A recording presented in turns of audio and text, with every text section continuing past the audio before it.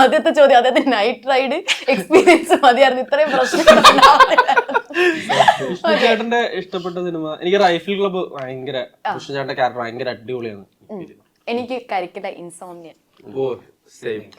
എനിക്ക് ഞാനും പറഞ്ഞു പേഴ്സണലി അത് ഭയങ്കര. മീനാക്ഷി മാത്യുണ്ട്. അവൾക്ക് എന്നെ ഒന്നും ഇഷ്ടമല്ല, അവള് ഇടയ്ക്കിടയ്ക്ക് അതാണ് സത്യം. നീ പറയണ്ട. എനിക്ക് ക്രിസ്റ്റി ഭയങ്കര ഇഷ്ടമാണ്. എനിക്ക് ഇഷ്ടമുള്ളത് ക്രിസ്റ്റി എനിക്ക് കുറച്ച് അണ്ടർ റേറ്റഡ് ആയിട്ടുള്ള പറയും നീ കൊള്ളില്ല, പക്ഷേ അത് ഞാൻ ഇവരുടെ അടുത്ത് പറയാം. അങ്ങനെ ക്രിസ്റ്റി വാഴ തന്നെ. Thank you. അപ്പൊ എനിക്ക് തോന്നുന്നു അതിൽ നന്നായിട്ട് പെർഫോം ചെയ്തിട്ടുണ്ട്. ആ വേറെ വാഴ തന്നെ. വാഴയില് നന്നായിട്ട് വേറെ ഇല്ലല്ലേ ഉണ്ടല്ലോ.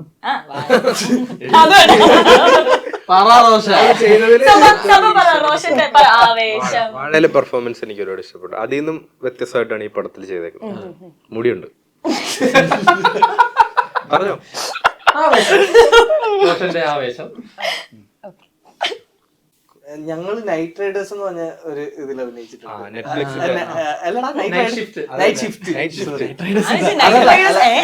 ഞങ്ങൾ അങ്ങനെയാണ് ഫസ്റ്റ് വർക്ക് ചെയ്യുന്നത്. അപ്പൊ എനിക്ക് അതല്ലാതെ എനിക്ക് തോന്നുവാണെങ്കിൽ വളരെ കുറച്ച് സ്പേസ് മാത്രം വെച്ചിട്ടുണ്ട് നമുക്ക് ആ ഹോൾ ഫിലിമിന്റെ മെമ്മറി പോകുമ്പോഴത്തേക്ക് ആ സീനിലേക്ക് പോകുന്നതാണ് ജാനേമൻ. മനസ്സിലാണോ? ഈ പുള്ളിക്കാരൻ വന്ന് നിൽക്കുന്ന സ്പേസ് നിയർലി 5 minutes ഉണ്ടാവുള്ളൂ.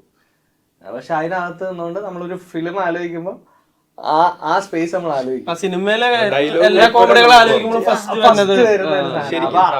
അത്രയും ഷോർട്ട് ടൈം ഡയലോഗ് ഉൾപ്പെടെയാണ്. ഇപ്പോഴും ഇപ്പൊ ഞാൻ ടിൻചേട്ടന്റെ പടത്തിൽ സജിൻ മച്ചാനോട് വർക്ക് ചെയ്യുമ്പോ നോർമലി വഴിയിലൊക്കെ നിൽക്കുന്ന ആളുകൾ ഡയലോഗ് പറയാറുണ്ട്.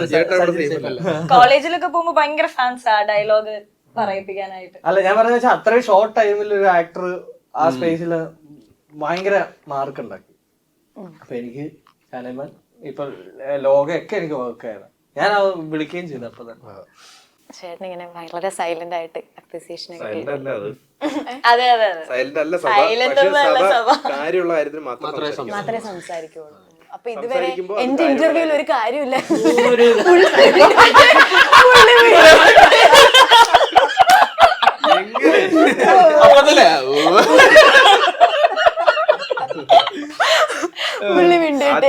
പറഞ്ഞിട്ടുണ്ട്, നിങ്ങൾക്ക് ഇത് കാണുമ്പോൾ മനസ്സിലാവും. സഭ സംസാരിച്ചിട്ടുണ്ട്. എന്നാലും എനിക്ക് സങ്കടമായത്. അടുത്ത ചോദ്യം എന്ന് പറഞ്ഞു കഴിഞ്ഞാൽ ഇതേപോലെ ശ്രദ്ധിച്ചു പറയാം. നിർത്തി പറയാം. അടുത്ത ചോദ്യം എന്ന് പറഞ്ഞാൽ എന്താണെന്ന് വെച്ച് കഴിഞ്ഞാൽ നമ്മുടെ ആദ്യത്തെ സിനിമ ഉണ്ടാവും, പിന്നെ നമ്മൾ ഇപ്പൊ ചെയ്ത സിനിമ, ഫസ്റ്റ് തൊട്ട് നമ്മൾ ഇപ്പൊ ചെയ്ത സിനിമ വരെ നമ്മൾ ഫോളോ ചെയ്യുന്ന ഒരു ഫാക്ടർ, അല്ലെങ്കിൽ നമ്മൾ വിട്ട് കളഞ്ഞ, അത് വേണ്ട എന്ന് വെച്ച് വിട്ട് കളഞ്ഞ ഒരു ഫാക്ടർ എല്ലാവരും ഓരോന്ന് വിധം പറയാം. വിഷ്ണുചേട്ടൻ എന്താ? സോറി, ഈ ഫസ്റ്റ് ഫിലിം മുതൽ ലാസ്റ്റ് ഫിലിം വരെ നമ്മൾ ഫോളോ ചെയ്ത്, അതായത് നമ്മുടെ ആദ്യത്തെ സിനിമ തൊട്ട് അവസാനത്തെ സിനിമ വരെ നമ്മൾ എടുക്കുക. ഇത്ര കോംപ്ലിക്കേറ്റഡ് ആയി പോയത്. അവസാനത്തെ സിനിമ വരെ എടുക്കുക എന്നുണ്ടെങ്കിൽ ചിലപ്പോൾ നമ്മൾ ആദ്യത്തെ സിനിമയിൽ നമ്മൾ ചെയ്ത ഒരു കാര്യം അടുത്ത സിനിമ വരുമ്പോൾ നമ്മൾ ഇങ്ങനെ ചെയ്യണ്ട. ഈവൻ പങ്ക്ച്വാലിറ്റിയുടെ കാര്യമാണെങ്കിലും, അല്ലെങ്കിൽ ചെറിയ ചെറിയ കാര്യമായിരിക്കും, ചിലപ്പോൾ വലിയ കാര്യം ഇങ്ങനെ ചെയ്യണ്ട.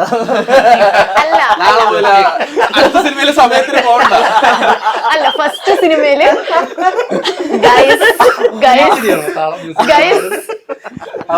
ഞാനൊന്ന് പറഞ്ഞോട്ടെ. അതായത് ഞാൻ പറഞ്ഞത് ചിലപ്പോ ആദ്യത്തെ സിനിമ നമ്മളത്ര പങ്ക്ച്വൽ ആയിരിക്കില്ല. അപ്പൊ അടുത്ത സിനിമ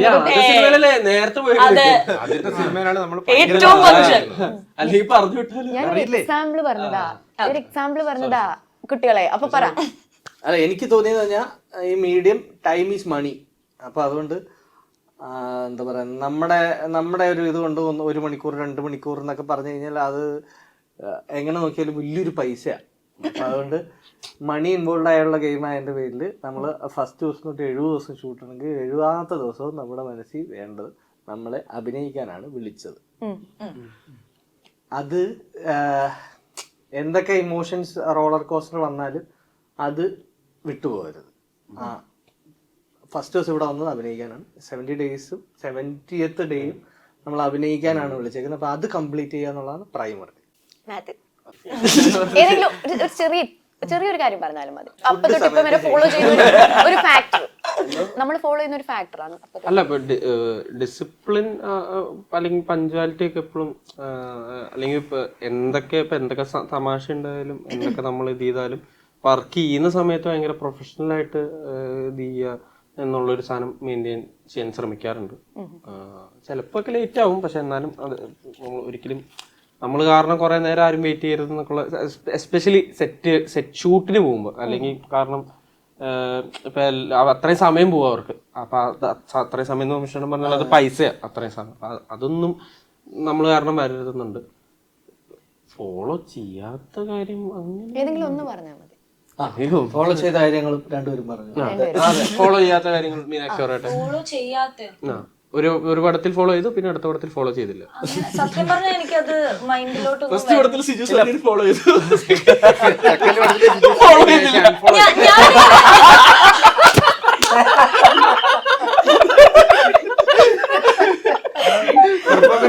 ഞാനല്ലല്ലോ ഫോളോ ചെയ്ത്, അവനല്ലേ ഫോളോ ചെയ്ത്. അൺഫോളോ ചെയ്തു. പറഞ്ഞോ. സീരിയസ് ആയിട്ട് ഞാൻ പറയാം. ഒന്ന് നീ മാത്രം ഫണ്ട് പറഞ്ഞാൽ മതി, ഞങ്ങളും ഫണ്ട് പറയാം. Funny girl. അല്ല, ഞാൻ സത്യം പറഞ്ഞാൽ എനിക്ക് അങ്ങനെ ഫോളോ ചെയ്യാത്തായിട്ട്, നമ്മൾ ഓരോ സെറ്റിലും പോകുമ്പോൾ പല കാര്യങ്ങളാണ് പഠിക്കുന്നത്. ചിലപ്പോ ആദ്യത്തെ സെറ്റിൽ പോയിട്ട് രണ്ടാമത്തേലേക്ക് പോകുമ്പോൾ അതല്ല ശരിക്കും സംഭവം. അപ്പൊ കണ്ടിന്യൂസ് ആയിട്ട് ഒരു ലേണിംഗ് ആൻഡ് അൺലേണിംഗ് പ്രോസസ്. അങ്ങനെ സംഭവിച്ച ഒരു കാര്യം പറയൂ. ഞാനൊരു ചോദ്യം ചോദിച്ചു. അങ്ങനെ ഒരു ഇവനെ കൊണ്ട് എന്ത് കഷ്ടായി ഇത്. അല്ല, ഞാൻ ഫോളോ ചെയ്യുന്ന എന്തെങ്കിലും ഒന്ന് പറയാം. അല്ല, ഇവര് പറഞ്ഞ പോലെ ഡിസിപ്ലിൻഡ് ആണ് എപ്പോഴും. അത് പറഞ്ഞു വേറെ അല്ല, അതാണ് ഞാൻ ശരിക്കും ഫോളോ ചെയ്യുന്നത്. അത് ഞാൻ എന്റെ ഫസ്റ്റ് പടം തൊട്ട് ഇപ്പോഴായാലും അത് ഒന്നും ഉണ്ടായിരിക്കും. കാര്യം പറയാൻ വന്നപ്പോ വേണ്ട. ഫസ്റ്റ് പടം ഇപ്പൊ കരിയറിൽ മാത്രമല്ല, ത്രൂ ഔട്ട് ലൈഫിൽ നമ്മുടെ ഹെൽത്ത് ആയാലും, ആ ഹെൽത്ത് ആക്ച്വലി നോക്കുന്നവരും, ഹെൽത്ത് ഇല്ലെങ്കിൽ ഒന്നും ഇല്ല വിശ്വസിക്കുന്ന ഒരാളാണ്. എല്ലാ സെറ്റിലും ഹെൽത്ത് ഫോളോ ചെയ്യുന്നല്ലോ. അതെ, ഞാൻ ഫോളോ ചെയ്യും. നല്ല ഭക്ഷണം കഴിക്കും, വെള്ളം കുടിക്കും. ഹെൽത്ത് ഇല്ലെങ്കിൽ നമുക്കൊന്നുമില്ല. അപ്പൊ അത് ഫോളോ ചെയ്യാം. ഞാനേ നമ്മള് ഫാക്ടേഴ്സ് നിങ്ങളോട് ഞാൻ ഇങ്ങനെ ചോദിച്ചല്ലോ. ഞാൻ നിങ്ങളോട് ഇങ്ങനെ ചോദിക്കുമ്പോൾ നിങ്ങളൊക്കെ ഇവിടെ ചിരിച്ചിരിക്കുന്നെങ്കിലും റോഷൻ വളരെ സീരിയസ് ആയിട്ട് ആലോചിക്കായിരുന്നു. അവിടെ ഞങ്ങൾ വെയിറ്റിംഗ് ആണ്. കറക്റ്റ് ആയിട്ടുള്ള ഉത്തരവേ പറഞ്ഞില്ല. ഞാൻ പറഞ്ഞില്ലേ ഹെൽത്തിന്റെ കാര്യം. ഫോളോ ചെയ്യാത്ത കാര്യം പറഞ്ഞില്ലല്ലോ. അല്ല, ഏതെങ്കിലും ഒന്ന് ഫോളോ ചെയ്യോ ചെയ്യാത്തയോ? പറഞ്ഞതില്ലേ? അല്ല, എന്തേലും അല്ല. അല്ല, ഫോളോ ചെയ്യുന്നത് മെയിനായിട്ട് ഇപ്പൊ നമ്മള് അഭിനയിക്കുമ്പോ കൂടുള്ള കോ ആർട്ടിസ്റ്റുകൾക്ക് ഒരു ബുദ്ധിമുട്ടാവാതെ അവർക്ക് അവരുടെ സ്പേസ് അത് എനിക്കറിഞ്ഞോട്ടോ. ഫോളോ ചെയ്യാറുണ്ട്. ഇപ്പൊ തന്നെ കണ്ടില്ല. ഇത് ഇവരാരും ഫോളോ ചെയ്യുന്നതായിട്ട് എനിക്ക് തോന്നിയിട്ടില്ല കേട്ടോ. എങ്ങനൊക്കെ ബുദ്ധിമുട്ട്. ഉദാഹരണം പറയട്ടെ. ഞാനൊരു ഉദാഹരണം പറഞ്ഞത്. ഇപ്പൊ ഞാനൊരു കാര്യം സീരിയസ് ആയിട്ട് സംസാരിച്ചപ്പോ മീനാക്ഷി ഇന്ററാക്ട് ചെയ്തിട്ടില്ലേ? അതാണ്. ഇല്ല, നീ സംസാരിച്ച് കഴിഞ്ഞിട്ടാണ് ഞാൻ പറഞ്ഞത്. മെയിനായിട്ട് കൂടെ അഭിനയിക്കുന്നവർക്ക് എന്താണോ, എന്ത് ഇമോഷനിലൂടെയാണോ അവർ കടന്നു പോകുന്നത്, എന്താണോ ചെയ്യുന്നത്, അത് കുറച്ച് ഫ്രീ ആയിട്ട് അത് മനസ്സിലാക്കി നമ്മൾ വെറുതെ ഇമോഷണൽ സീൻ ചെയ്യുമ്പോൾ വെറുതെ അവിടെ പോയി അവർ ചൊറിയാതെ നമ്മൾ അവർക്ക് ഒരു സ്പേസ് കൊടുത്തിട്ട്, അത് മെയിനായിട്ട് അവരെ ഡിസ്റ്റർബ് ചെയ്യാതിരിക്കുക. കാരണം അവര് നമ്മൾ ചെയ്യേണ്ട സീൻസ് തന്നെ അവര് നമ്മളോട് അഭിനയിക്കേണ്ടതാണല്ലോ. അവരെ മാക്സിമം ഡിസ്റ്റർബ് ചെയ്യാതെ കംഫർട്ടബിൾ ആക്കി. പിന്നെ ഫോളോ ചെയ്യാത്തത് നമ്മൾ ഈ അപ്പിയറൻസ് നോക്കിയിട്ട്, അല്ല അപ്പിയറൻസ് നോക്കി പെർഫോം ചെയ്യുന്നത്. ഇപ്പൊ നമ്മളിപ്പോ എങ്ങനെയാ, ഞാൻ എങ്ങനെയാ ഇപ്പൊ സ്ക്രീനിൽ, അപ്പൊ അത് അതായത് ഇപ്പൊ ഞാൻ പുള്ളിക്കാരൻ ഒരു സീൻ ചെയ്യുവാണെങ്കിൽ, ഞാൻ ഇപ്പം ചിരിക്കുമ്പോ, ഞാൻ കരയുമ്പോ, ഞാൻ ഇങ്ങനെ കാണിക്കുമ്പോഴൊക്കെ എനിക്ക് ഭംഗിയുണ്ടോ, കറക്റ്റ് ആയിട്ടാണോ കാണിച്ചിരിക്കുന്നത്, ഏത് ആംഗിളിലാണ് ഭംഗിയുള്ള, അതിനെപ്പറ്റി ആലോചിക്കാറേ ഇല്ല. അത് സോ ഗുഡ്. അത് കോൺഷ്യസ് ആവാതെ ചെയ്യാം. അപ്പൊ അത് ഒഴിവാക്കി, അങ്ങനെയുള്ളൊരു കോൺഷ്യസ്നെസ് ഒഴിവാക്കി.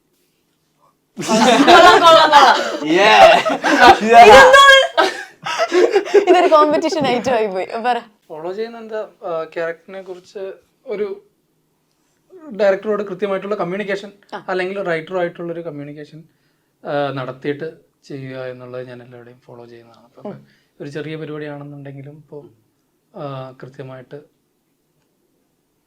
ഇൻഫർമേഷൻ എടുത്തിട്ട് ചെയ്യുക എന്നുള്ളത് ഫോളോ ചെയ്യുന്നത്. ഓക്കെ, സോ അടുത്തതായിട്ട് ഞാൻ കുറച്ച് സിനിമയുടെ ഡയലോഗുകൾ എടുത്തിട്ടുണ്ട്. അതായത് ശരിക്കും സഭ അങ്ങനെ അത് ഭയങ്കരമായിട്ട് അത് ശ്രദ്ധിച്ച് ചെയ്യുന്ന ആളാണ്. ഇപ്പോൾ സഭ ചെയ്യുന്ന ക്യാരക്ടർ ഇപ്പൊ ഞാൻ ഇപ്പൊ ഈ പടത്തിൽ കണ്ടതാണ്. ഇപ്പോൾ രാജേഷ് എന്ന് പറഞ്ഞ ക്യാരക്ടർ എന്താണ്, എന്ത് ഇമോഷനിലൂടെയാണ് കടന്നു പോകുന്നത് എന്നുള്ളതിന്റെ ഒരു ഭയങ്കര, എന്താണോ സഭ ചെയ്യാൻ പോണത് അതിനൊരു ക്ലാരിറ്റി എപ്പോഴും സഭയ്ക്ക് വേണം. അത് എന്താ പറയുക, നല്ലതാ ശരിക്കും. അത് പെർഫോം ചെയ്യുമ്പോൾ അത് ശരിക്കും റിഫ്ലക്ട് ചെയ്യുന്നുണ്ട്. ആ പെർഫോമൻസിലും അത് വരുന്നുണ്ട്. എന്താണ് ചെയ്യുന്നത്, അതിന് എന്താണ് അയാളുടെ ബാക്ക് സ്റ്റോറി, എന്താണ് ആ ക്യാരക്ടർ എന്തിലൂടെയാണ് കടന്നു പോകുന്നത്, അതൊക്കെ നോക്കിയിട്ടാണ് ചെയ്യുന്നത്. അത് സഭയുടെ അടുത്ത് നിന്ന് പഠിച്ച ഒരു ക്വാളിറ്റിയാണത്.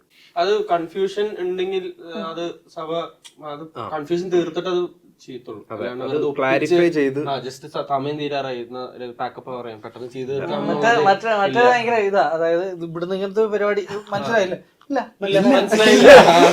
കറക്റ്റായിട്ട് സഭ പറയും. അങ്ങനെ പലതും ഉണ്ട്. അത് ഓക്കെയാണ്, അത് ഓക്കെ അല്ല പറയും. സഭയ്ക്ക് ഓക്കെ അല്ലേ സഭ അത് പറയും. ഒന്നുകൂടെ ചെയ്യണം. അതെ, അതൊന്നുകൂടെ പൊക്കൂടെ. വളരെ നല്ല ക്വാളിറ്റിയാണ്. അടുത്ത ചോദ്യത്തിന് മുമ്പേ ഞാൻ ഇപ്പഴാ ശ്രദ്ധിച്ചത്, നിങ്ങളൊക്കെ സെയിം ഡ്രസ് അല്ലേ ഇട്ടേക്കുന്നത്?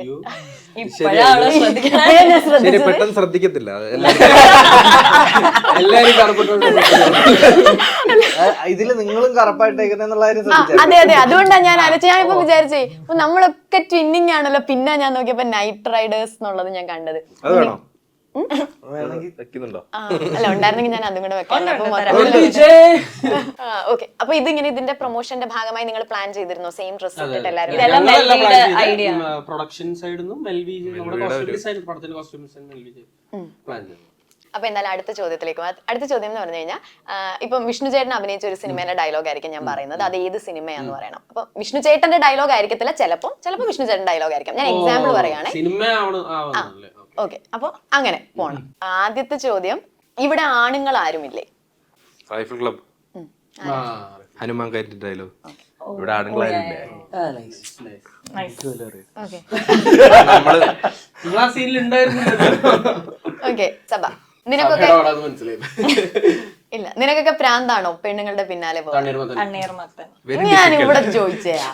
ഓക്കെ, തണ്ണീർമത്തൻ. തണ്ണീർമത്തൻ. ഓക്കെ, ആരാ പറഞ്ഞത്? നസ്ലി. Okay. ഇനി അടുത്തത് പറ, സഭ കേട്ടില്ല, പറഞ്ഞോ. നസ്ലിൻ. ഏത് സിനിമയായിരുന്നു? തണ്ണീർമത്തൻ. കുഴപ്പമില്ല, ഞാൻ പൂസ. ആവേശം രംഗ പറഞ്ഞു. ഓക്കെ, നമ്പൂസ. കുഴപ്പമില്ല മോനെ, ഞാൻ പൂസ. ഒന്ന് പറഞ്ഞേ. ഇല്ല ഇല്ല, ഞാനത് അപ്പോഴത്തെ പറഞ്ഞത് ഒരു തവണ വരും, വെറുതെ എന്തിനാ. അടുത്തത്, കോളേജിൽ പഠിക്കാത്തവന്മാരൊക്കെ ഇങ്ങോട്ട് മാറി നിൽക്കേ. വാഴ. സ്വന്തം പടത്തിന്റെ ഡയലോഗ്. എനിക്കറിയാം. ആര് പറഞ്ഞു? ഏത് സീനാണ്? എനിക്ക് അറിയാം. ആരാ പറഞ്ഞെന്നെങ്കിലും പറ. ബേസിലായിട്ട്. ഓക്കെ, അടുത്ത സിനിമ, അടുത്ത ഡയലോഗ് നിങ്ങൾ നേരത്തെ പറഞ്ഞ ഡയലോഗ് തന്നെ, അതെല്ലാരും കൂടെ ഒന്നിച്ചങ്ങ് പറയണം അതിന്റെ ആൻസർ. ഓക്കെ, സജിയേട്ട ഇവിടെ സേഫ് അല്ല.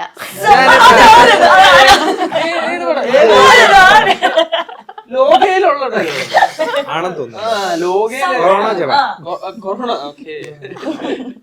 ഓക്കെ, അപ്പൊ എന്തായാലും നമ്മുടെ ഗെയിം സെഷൻ തീർന്നു. ഇനിയും വേണോ? നല്ലായിരുന്നു. ആണോ? പക്ഷെ ഞാൻ അറിഞ്ഞില്ല നിങ്ങൾ ഇത്ര ഇൻട്രസ്റ്റിംഗ് ആയിട്ടിരിക്കും. ഞാൻ കുറച്ചും കൂടെ കൊണ്ടുവന്നേനെ.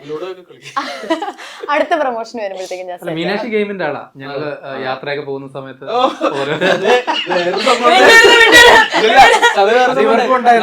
നമ്മള് ഇന്റർവ്യൂ ഇരുന്നപ്പോ കഥ വന്നു. അപ്പൊ അതില് മീനാക്ഷി വന്നു. ഇത്തവണ മീനാക്ഷി ചക്ക വീണു.